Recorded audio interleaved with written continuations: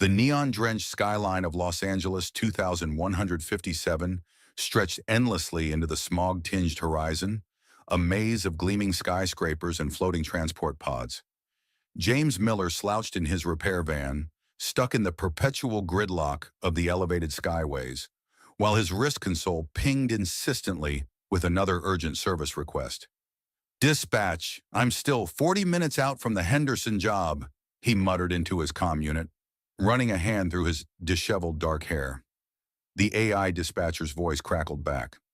"Priority override, James. VIP client at the Celestial Spire.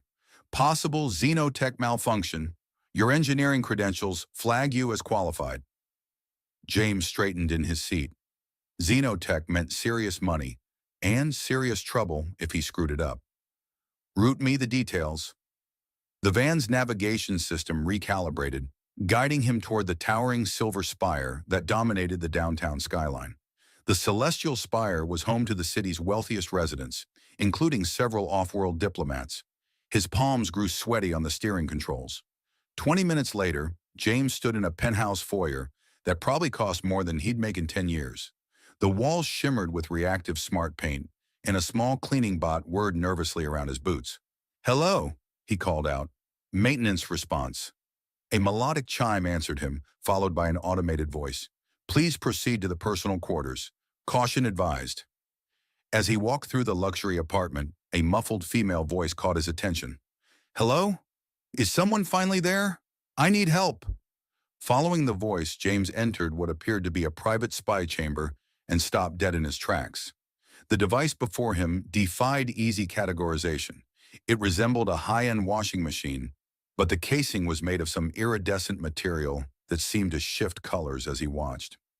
Alien script scrolled across a holographic display panel, interspersed with standard Earth warning symbols. "Oh, thank the stars, please tell me you're the repair technician." The voice came from inside the machine. Through the frosted panel, James could make out a figure, a woman with blue skin and flowing, silvery hair that floated around her in the low-gravity environment. She pressed her hands against the transparent section, her features visible enough to show both relief and frustration. I'm James Miller," he responded, approaching the machine cautiously. "What exactly happened here?" "I'm Ilara, Diplomatic Corps," she replied, trying to maintain dignity despite her predicament. "I was merely attempting to understand your earth-cleansing rituals, and this device appeared most fascinating. Then it activated, and now I'm stuck in this spinning prison." James pulled out his diagnostic tablet. "Right. Let me see what we're dealing with." "Please hurry," Ilara called, her voice becoming slightly more urgent. "It's rather cramped in here, and this mist is making my hair absolutely impossible to manage." He ran a preliminary scan, frowning at the results. The device was definitely xenotech, but it had somehow integrated with standard Earth systems in ways his software couldn't quite parse. "You know," Ilara said, her tone shifting to something more playful despite her situation, "this isn't exactly how I plan to meet my first Earth technician, though I must say the view isn't entirely disappointing." James felt his face grow warm as he accessed the control panel. "I'll try to get you out quickly." "Careful with those control," she warned.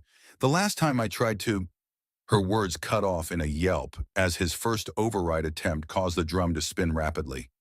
When it stopped, Ilara's hair was covering her face. "Really?" she huffed, trying to push her hair back. "Was that absolutely necessary?" "I'm not actually laundry, you know."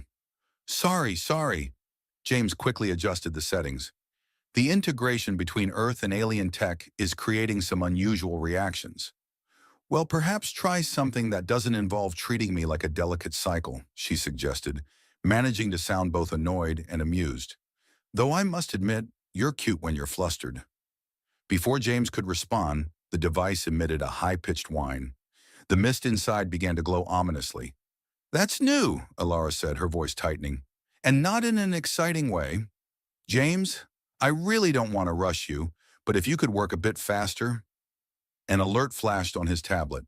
Incoming communication from the Diplomatic Corps. "Oh no," Ilara groaned. "Please tell me that's not who I think it is. My superior is going to be absolutely insufferable about this." "Don't worry," James said, trying to sound more confident than he felt. I'll have you out before they arrive. My hero, she replied with just enough sincerity under the sarcasm to make his heart skip. Though if you could manage it before I'm completely dizzy from all this spinning, that would be even better. The device's lights shifted to a deep purple, and new alien text began scrolling across the display. James had a feeling this rescue was about to get a lot more complicated. James, Alara's voice had softened, whatever happens next, I just want you to know, if we survive this, I'm never going near a washing machine again. Despite the tension of the moment, James couldn't help but laugh. Well, don't just stand there laughing, Alara called out, pressing closer to the transparent panel. Her long silver hair swirled around her face in the low gravity field. This mist is starting to make my skin itch. James focused on the hybrid control panel, his fingers dancing across the holographic interface. I'm trying to isolate the stasis field from the washing cycle, but the systems are completely intertwined. How is that even possible? Alara shifted, trying to find a more comfortable position in the confined space. I mean, who designs a washing machine with a stasis pod? Actually, James muttered, digging deeper into the diagnostic readings, I think your presence might have triggered some kind of automatic integration. The xenotech is attempting to adapt to your biology. A small whirlpool of mist formed around Alara's feet, making her jump. Oh, that's just perfect. I came to Earth to study human culture, and instead I'm getting an intimate demonstration of your cleaning technology.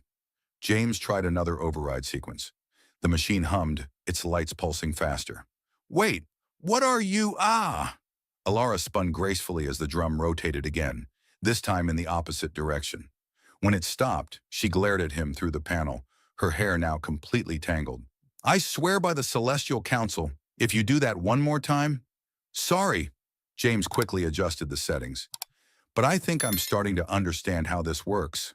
The machine's trying to purify you. Purify me? Alara's silver eyes widened. I'll have you know I took a molecular shower this morning. I'm perfectly pure. A new alert flashed across his tablet. Uh-oh. I really don't like the sound of that uh-oh, Alara said, crossing her arms. What's happening now? The diplomatic core is 3 minutes out, James explained, working faster, and the power readings are becoming unstable. Alara pressed her forehead against the panel. James, listen to me. My superior, Ambassador Cathax, is, let's say, traditional in his views. If he finds me stuck in a human washing machine, I'll be reassigned to the outer colonies faster than you can say, diplomatic incident. The urgency in her voice made James look up from his tablet. Despite her playful tone, he could see real worry in her eyes. Through the frosted panel, the blue of her skin seemed to shimmer with the pulsing lights. I won't let that happen, he promised, surprised by his own determination. But I need you to trust me. This might get a bit unconventional. A small smile played across Alara's lips. Darling, I'm a blue-skinned alien trapped in a washing machine. I think we passed conventional about 20 minutes ago. James initiated a complex sequence of commands, rerouting power through various subsystems. The machine's hum deepened to a resonant throb. What exactly are you? Oh! Alara gasped as the mist around her began to glow with bioluminescent patterns. That's actually quite beautiful. The xenotech is responding to your biochemistry, James explained, monitoring the readings closely. If I can synchronize the frequencies... Suddenly, the elevator at the end of the hall chimed. Voices approached. Formal, official-sounding voices. James! Alara's voice had lost all its teasing quality. Whatever you're going to do it fast. He took a deep breath, fingers hovering over the final command sequence. Hold on tight. To what? Alara demanded. There's nothing to... Oh! The machine pulsed with energy, the mist swirling into a vortex around Alara. For a moment, she seemed to float in a cloud of starlight. James initiated the final command sequence, his heart racing as the diplomatic contingent's footsteps echoed down the hall. The machine's crystal interface pulsed with a brilliant light, and the door mechanism finally clicked. I think I've got it, he called out. Alara, brace yourself. The door swung open with a whoosh of perfumed mist. Alara tumbled out in a graceful arc, her silver hair streaming behind her like stardust. James lunged forward instinctively, catching her in his arms. She was surprisingly light, her blue skin cool against his hands. Their eyes met, silver irises locking with his brown ones. For a moment, they just stared at each other, both processing the absurdity of the situation.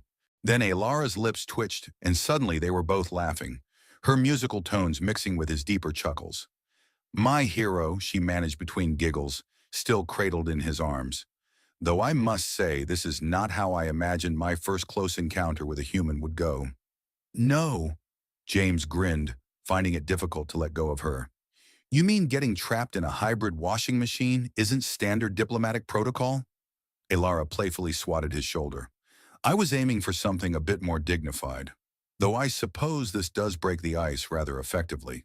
Their laughter was interrupted by a stern cough from the doorway. Ambassador Cathax stood there, his ornate robes seeming to absorb the light around him. Several security drones hovered at his shoulders, their scanning beams sweeping over the scene. "Diplomatic attaché Alara," Cathax's voice rumbled like distant thunder. "Perhaps you would care to explain why you are emanating trace particles of earth-cleaning solution, and why you are still in the arms of this maintenance worker." Alara's eyes widened, and James suddenly realized he was indeed still holding her. They quickly separated, though she kept one hand lightly on his arm for balance. "Ambassador," she straightened, attempting to smooth her disheveled hair. "I was conducting an important cultural study of human technological integration practices, with the assistance of engineering specialist Miller here." "From inside a washing machine?" Cathax's multiple eyes blinked in sequence. "Well," Alara smiled diplomatically, "sometimes the most valuable insights come from immersive experiences." James noticed she was still glowing faintly, her skin emitting a soft pulse of light that seemed to match her heartbeat. The effect was mesmerizing, like watching starlight ripple across water. "And I suppose this immersive experience is also responsible for your current bioluminescent state." Cathax gestured at her glowing skin. "About that," James stepped forward, his professional instincts kicking in. "The xenotech in the hybrid system appears to have temporarily synchronized with her biological frequency. It should fade within a few hours." Cathax turned all his eyes toward James. "And you are qualified to make this assessment." "He is," Alara said firmly. "In fact, without his innovative solution, we might have had a much more serious diplomatic incident on our hands. The technical implications alone." She swayed slightly as she spoke, and James automatically reached out to steady her. The moment his hand touched her arm, the glow brightened noticeably. Cathax's expression shifted to something unreadable. "Interesting. The synchronization appears to be responsive." Alara looked down at her glowing skin, then at James, then back at the ambassador.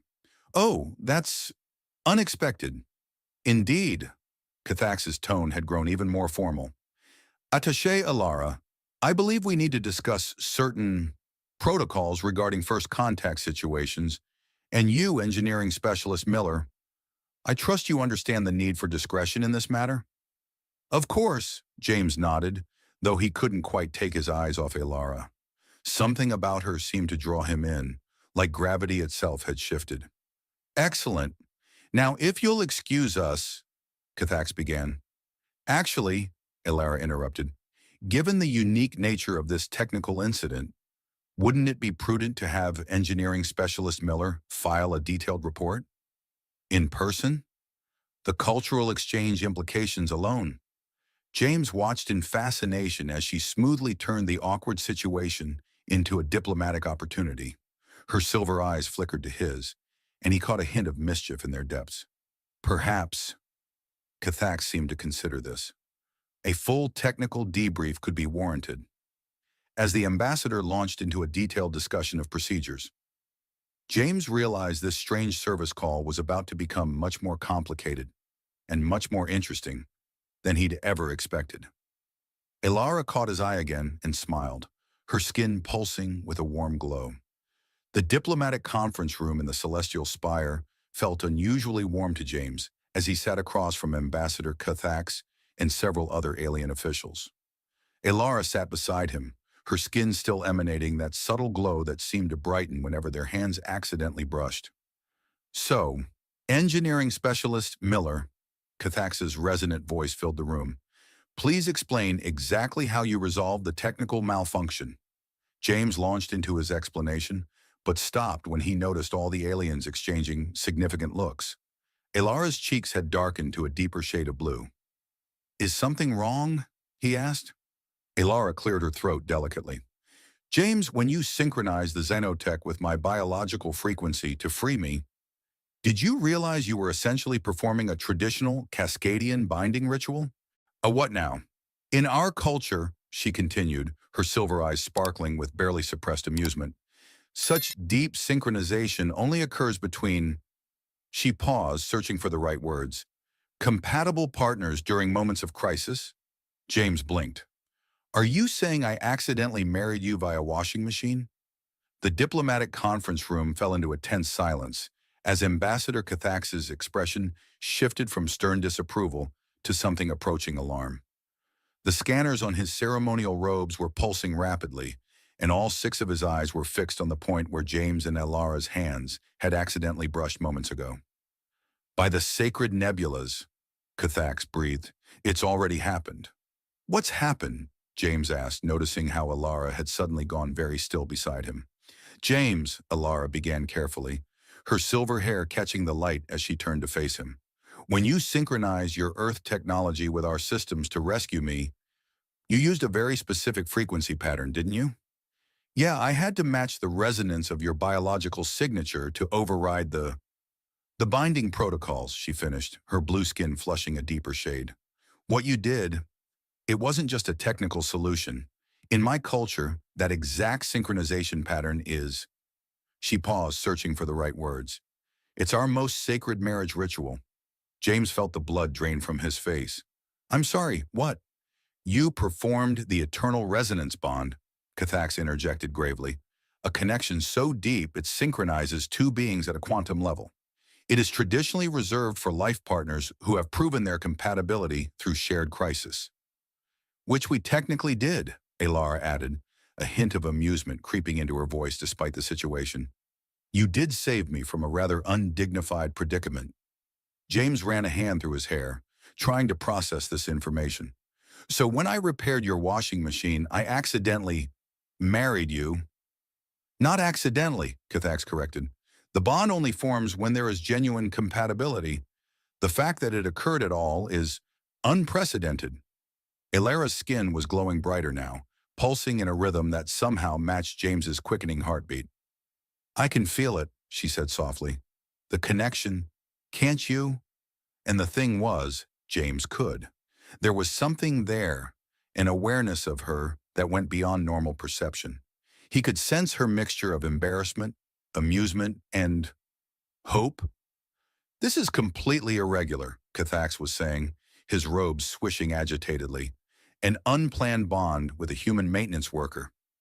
Engineering specialist, Elara corrected firmly, and one who demonstrated remarkable problem-solving abilities under pressure. Surely that counts for something in terms of diplomatic relations? James caught the clever glint in her eye and decided to play along.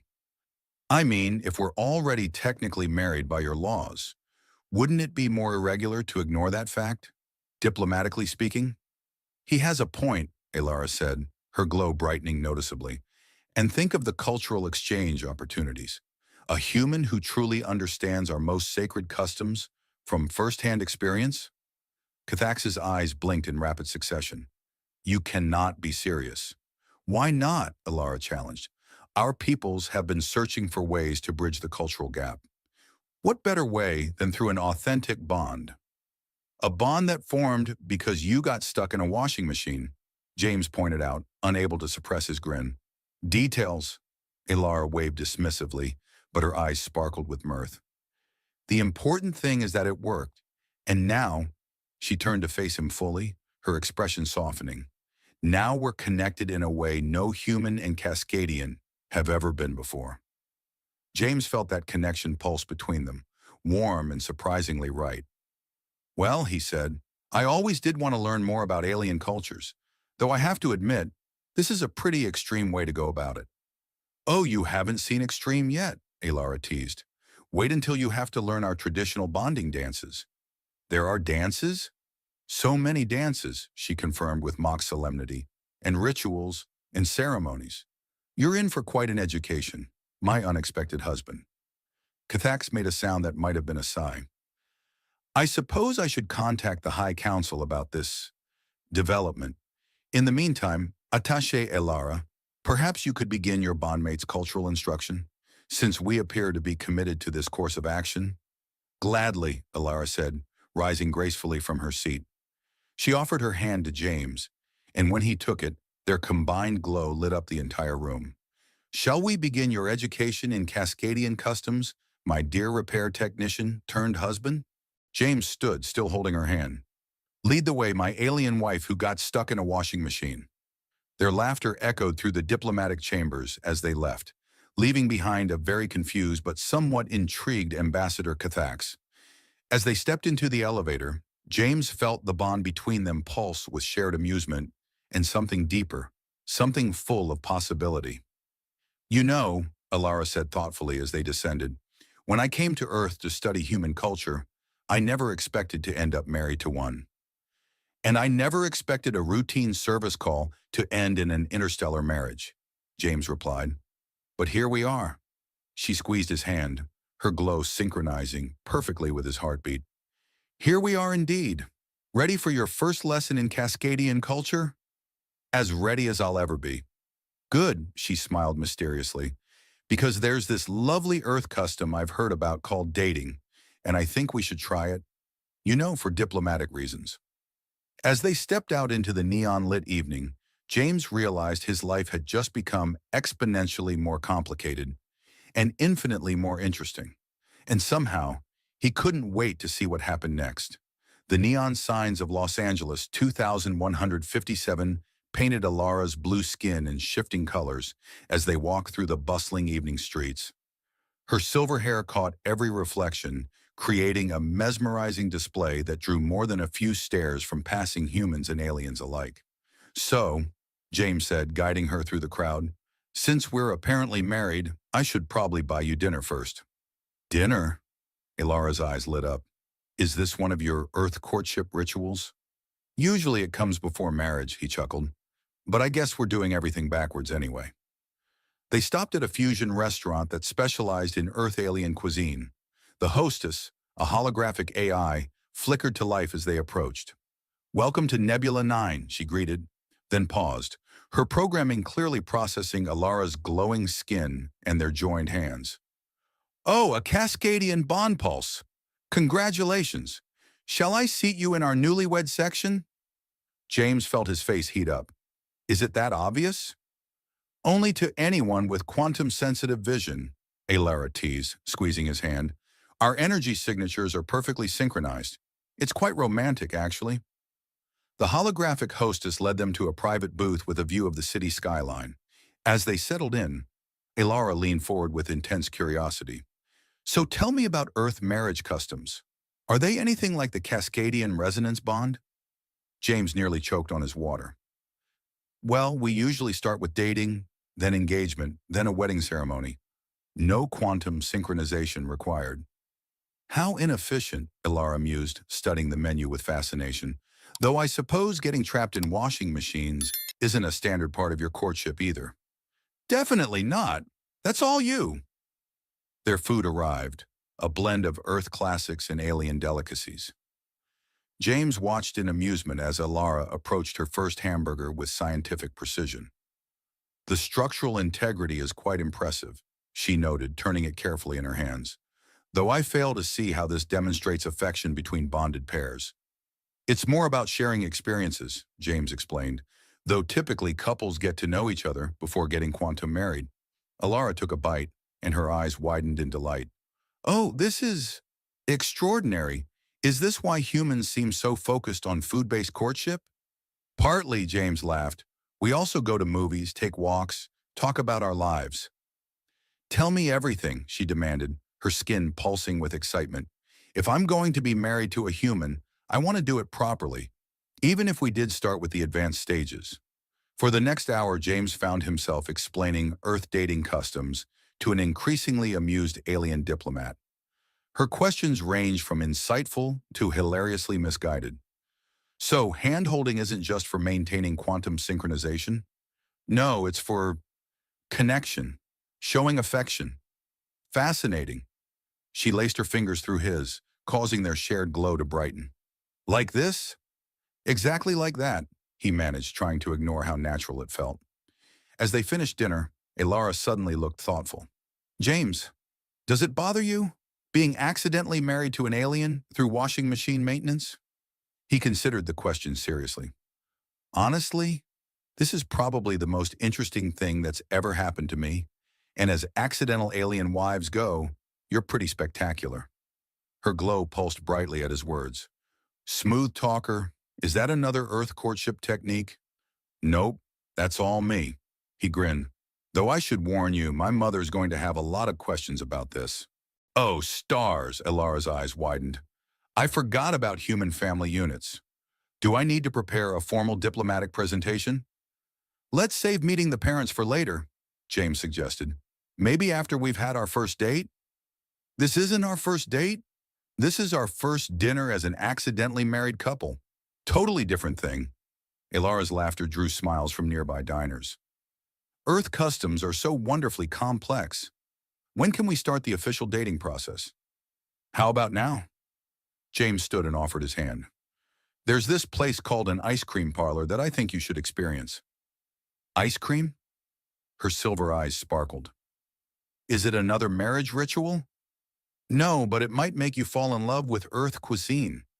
Too late, she said softly, taking his hand. I'm already quite fond of certain Earth things.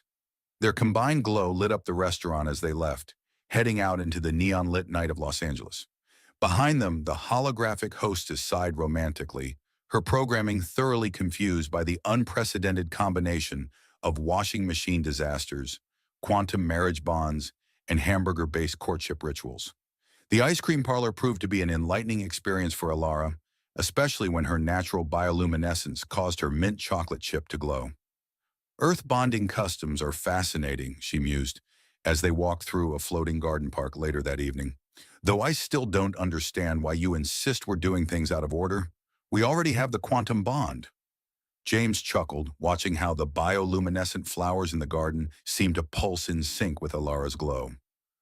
On Earth, we usually take time to know each other first, build a connection. But we have a connection, she pointed out, holding up their joined hands where their shared light pulsed.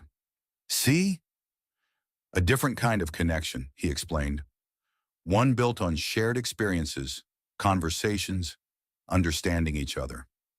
Elara stopped walking, turning to face him. Her silver eyes caught the starlight. Then teach me. Show me how humans build these connections.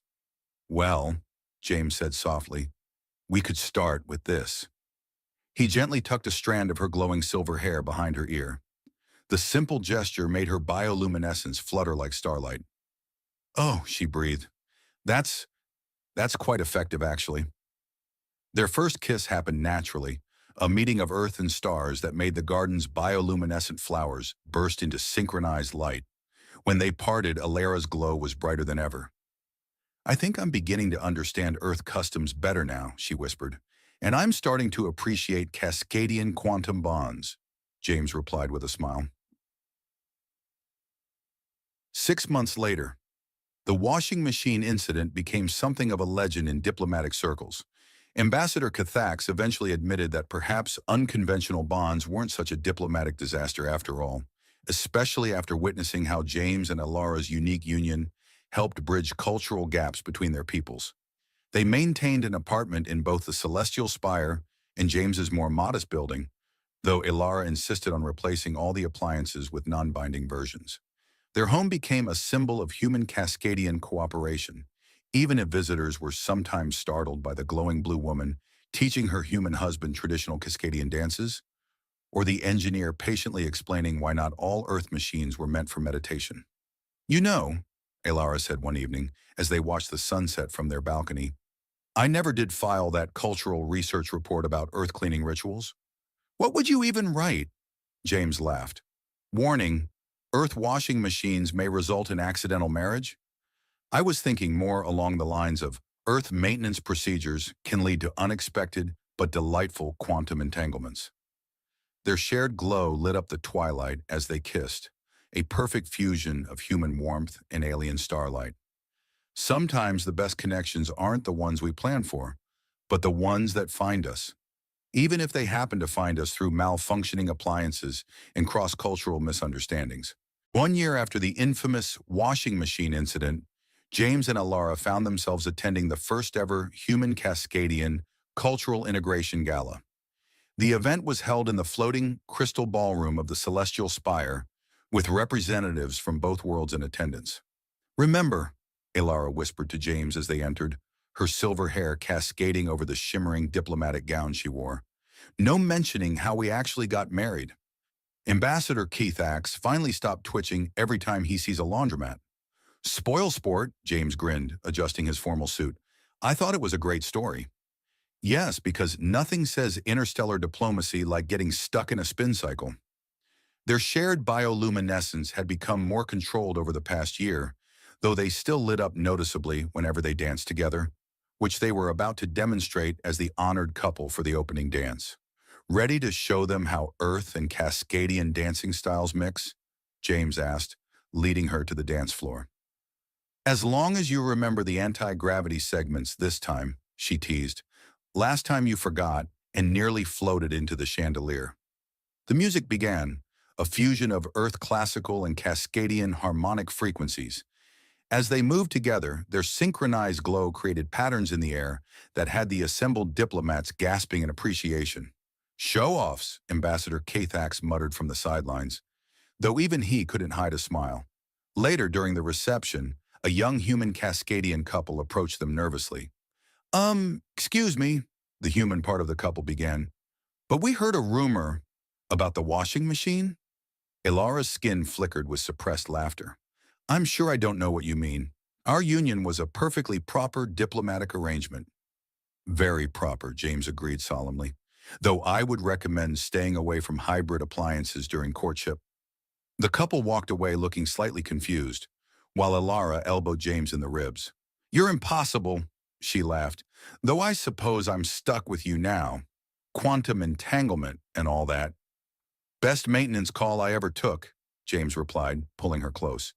"Even if your father still introduces me as the appliance whisperer at family gatherings.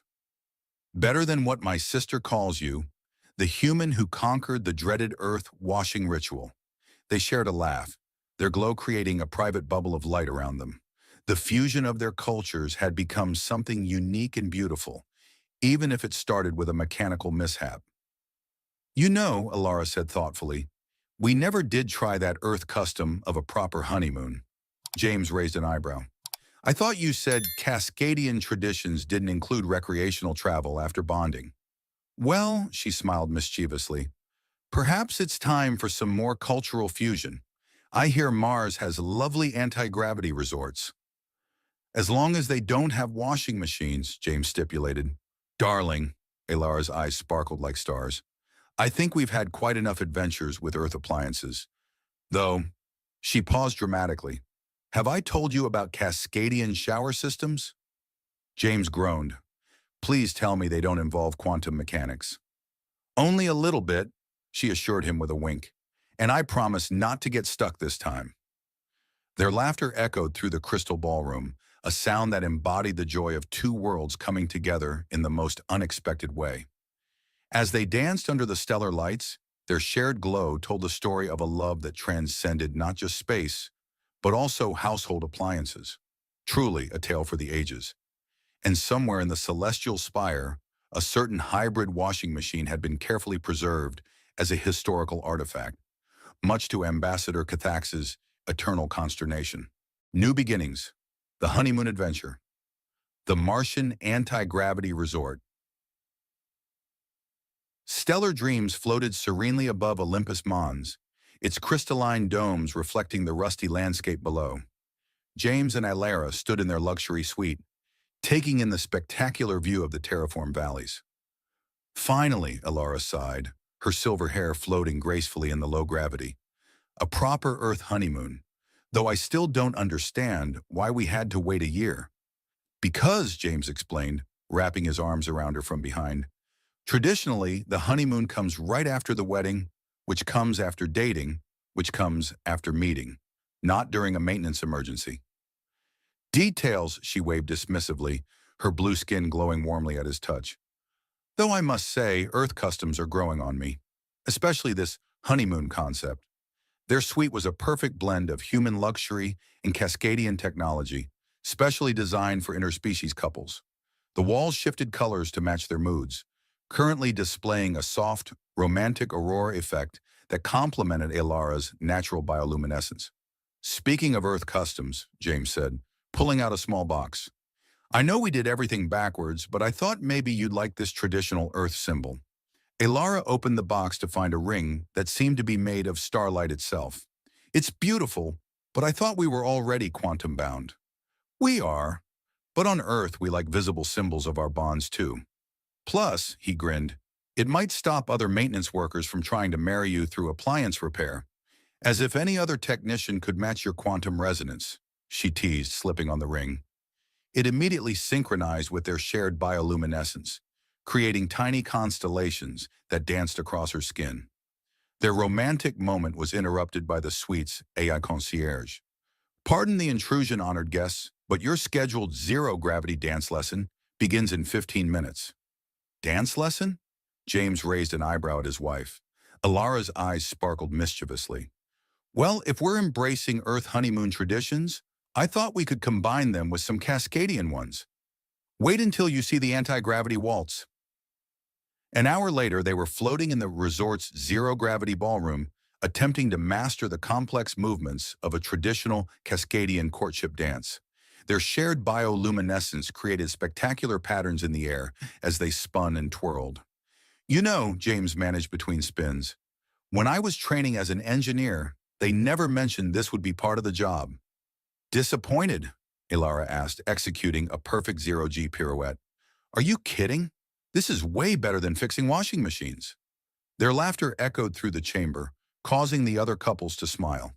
The human Cascadian honeymoon package had become quite popular since their story got out, even if the resort strictly prohibited unauthorized appliance experimentation. Later that evening, as they floated in the observation dome watching the Martian sunset, Elara turned to James with that familiar, mischievous glint in her silver eyes. Darling, she began innocently, have I mentioned that Cascadian tradition requires newlyweds to visit all 9 planets? James groaned. Earth only recognizes 8 planets, love. Exactly why we should do both versions. It's cultural fusion. You're just looking for more adventures, aren't you? Her glow pulsed playfully. Well, we did meet during an adventure with home appliances. It seems only fitting to continue the tradition, minus the getting stuck part, of course. I suppose we could... James pretended to consider it. As long as you promise no more quantum experiments with Earth technology. Promise, she said solemnly, then grinned, though I can't guarantee anything about Cascadian technology. As they kissed, their combined glow created a light show that had the resort staff checking for aurora malfunctions. Their love story might have started with a bizarre accident, but it had grown into something unique, a perfect fusion of 2 worlds wrapped in laughter, adventure, and the occasional quantum mishap. The Martian sunset painted them in shades of red and gold as they planned their interplanetary honeymoon tour, their shared light a beacon of hope for human-alien relations. And if some of their future adventures involved the occasional technological misunderstanding, well, that was just part of their charm. By the way, Elara mentioned casually, wait until you see how Cascadians do camping on Venus. James just laughed and pulled her closer. With Elara, life would never be boring, and he wouldn't have it any other way. To be continued.